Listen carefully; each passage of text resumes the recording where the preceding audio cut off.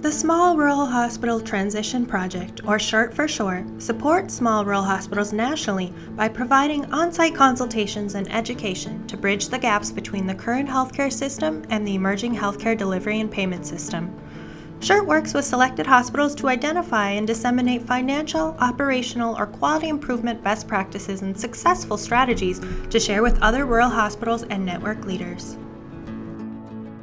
Because we're a critical access hospital, we realize the importance of value in the healthcare experience.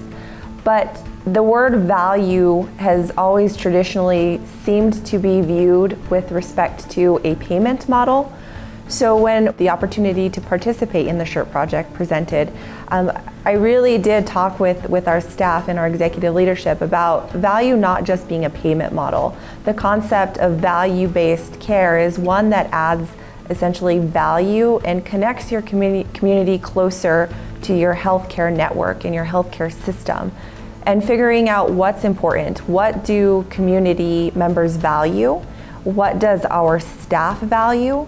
And what do our providers value? The value that the two consultants were able to bring to the team touched on very kind of big overarching components of value that the hospital wanted to push forward. Employee engagement, provider satisfaction and engagement, patient satisfaction, and then service line growth.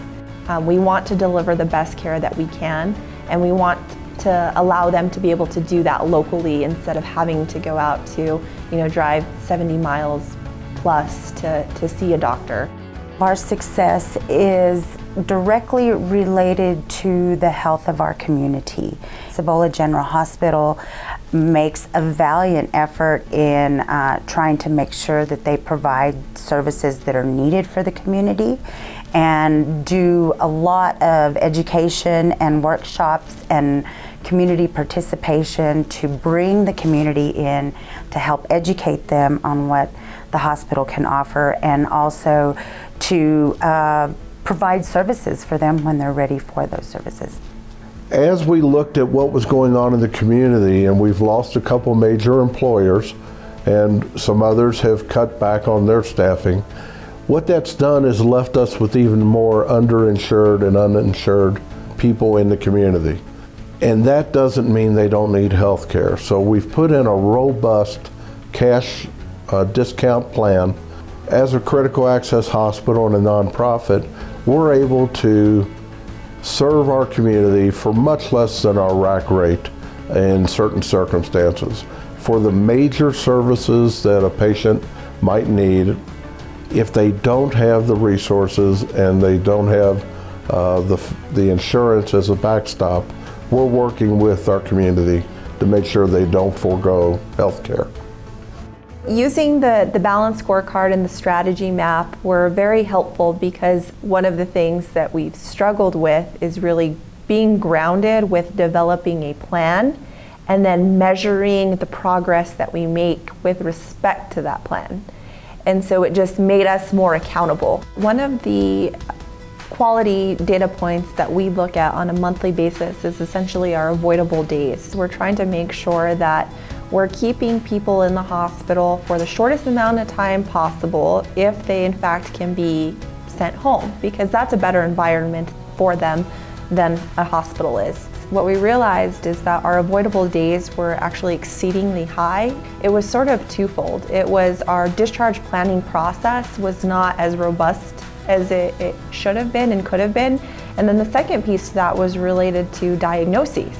So once we essentially, as a component of the revenue cycle management plan, following a chronic care patient who had a readmission and then drilling down into the reasons why things happened the way they happened, we realized that there were some processes that needed to be refined in terms of communication with our case manager and our provider, improved documentation. We ended our fiscal year 2020 with a 9 out of 9 top box score with respect to our inpatient satisfaction scores. And that is amazing. I'm very proud of our staff because they've worked hard and they've taken essentially the data that we've shared with them seriously when it hasn't been so good.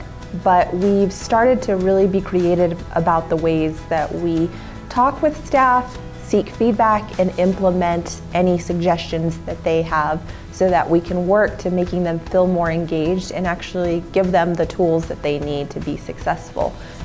Our days cash on hand has increased significantly, and we've also been able to launch our telehealth initiatives. We have had to start our telehealth significantly faster. I think all of us around the table wanted to get it going fast, but the pandemic definitely pushed us forward. We were fortunate because we had a provider who's very interested in this, and it has been pretty successful in our primary care clinic. And as a result, we've actually started to consider other ways to integrate telehealth into our service offerings. Our board made a multi-million-dollar investment in a new electronic medical record that will go live in January of 2021, combining our 4 diverse medical records into one. And so then we'll give the clinical people that opportunity to do their thing, to document the care that they provide, which will then feed the revenue side. We'll be able to get bills out, and we're ready to get them out timely and collect timely. And so the pieces and the parts, both the clinical side and the financial side, are coming together. Again, this hospital will be able to go well into the future, led by the young management team that we're bringing in, so that those old folks can sit back and know that we're going to be taken care of. It just remains fundamental, is the importance of communication and kindness. It sort of seems like a no-brainer, but when you're busy taking care of sick people and multitasking, sometimes it just gets difficult. And so simple reminders to staff about why these things are important and how they can work to ensure that they're communicating with their patients and they're doing it in a kind and respectful way really helps us ensure that the patients are, feeling like they're cared for, that the people who are caring for them truly do care about them getting better. We looked at our results of the employee engagement survey from last year and decided that we needed to do something similar to developing a strategy map and a scorecard. Sharing information, disseminating information with frontline leaders as well as their staff is extremely important. So the process of getting everybody together in a room with their individual personalities and their experiences and their expertise and the areas, representing the areas in the hospital that they lead, really helped the creative process because it gave us multiple perspectives, and the ideas that came about from that process were just amazing. We were able to engage people who will own the processes and who owned the initiatives, and as a result made them so successful because they understood the why behind the initiatives, because they were all in the room together developing these creative solutions and strategies. At the end of the day, we wish we could do it all, but we realize that we can't do it all.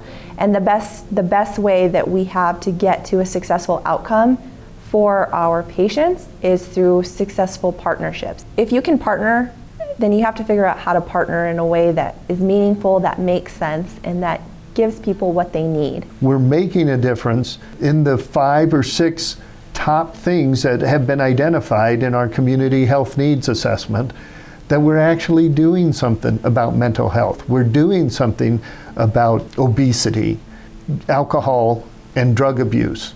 But working with the different agencies, whether it be the police department or the courts, it's really neat to be able to work with them and not just sit around the table and eat at Rotary, but we actually are working together to help our people. And in the long run, that will help the health of our population. In order for us to move forward, incremental success is just as good as monumental success. My advice for other rural hospital leaders planning to prepare or engage in a SHRT project is to be open-minded. One of the hesitations, I think, was, okay, well, we're a critical access hospital, we're a rural hospital, we're really not paid by any sort of value-based payment system, so what's the benefit? And the benefit is that as we went through this, it's not just thinking about how you can set yourself up to participate in a value-based payment model, it's how do you essentially add value to your entire operations in order to increase or improve your revenue stream. Yes, it's a financial model, but the value-based care model is one where it allows you to identify needs for your community, needs for your staff, your frontline staff, your providers, and then opportunities to extend or expand operations so that you add value in totality to your operations. But the thing we realized is that we just didn't want to stop at good. It's that concept of how do you get from good to great? And the only way to do that is to change. And if you're not changing, then you're not getting better, and your competitors are going to surpass you, and people have more options. And if we can give folks the options to stay within our local community, be a provider of choice, grow our services, hire more staff, and feed into the economy, it sort of seems like why should we not do those things? It's a win-win situation. The SHRT project really pushed us forward to continue to think grow and not just maintain.